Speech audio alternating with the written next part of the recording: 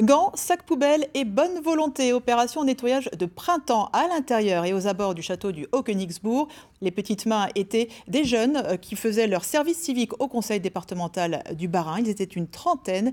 À leur côté, Jérôme Gosset avec David Meneux. Distribution des sacs poubelles. Et c'est parti. On va commencer en fait par les chemins autour du château. Et il y a un endroit où on va devoir se couper en deux sous-groupes. Bon bah alors en avant. Par petits groupes, ces jeunes, pour la plupart en service civique, vont arpenter les alentours du château. Chemins, fossés et talus, à la recherche de tous les déchets balancés par les visiteurs.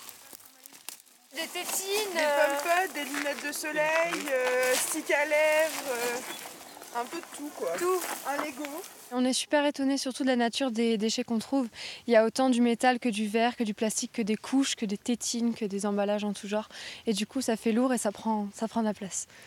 L'intérieur du château et la route qui y mène sont aussi passés au peigne fin. Ça peut être des sachets de McDo qu'on peut retrouver avec des gens qui mangent en montant. Ça peut être des plaquettes de médicaments qui sont utilisées pendant le voyage quand ils sont malades. Le château du Haut-Königsbourg est le monument payant le plus visité d'Alsace. 500 000 visiteurs chaque année.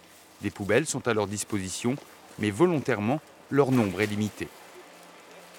Plus on abandonne de déchets, plus on va avoir des problèmes avec des poubelles éventrées par les animaux sauvages, par exemple, qui sont à la recherche de nourriture, par des feux de poubelles, tout un tas de choses qui sont très gênantes, très contraignantes. Il faut les ramasser, ces poubelles. Donc l'idéal, on n'en produit pas, on ramène ses déchets à la maison et tout va mieux. Mais tout le monde ne joue pas le jeu. Alors pour pallier le manque de respect de certains, ces jeunes ont dû consacrer une bonne partie de leur journée. Quand on entend qu'il y a des baleines qui se retrouvent avec 50 kg de déchets dans leur estomac qui meurent à cause de ça, ici c'est la même chose, des oiseaux prennent les petits rongeurs et tout ça viennent prendre des plastiques, ils ne savent pas trop ce que c'est.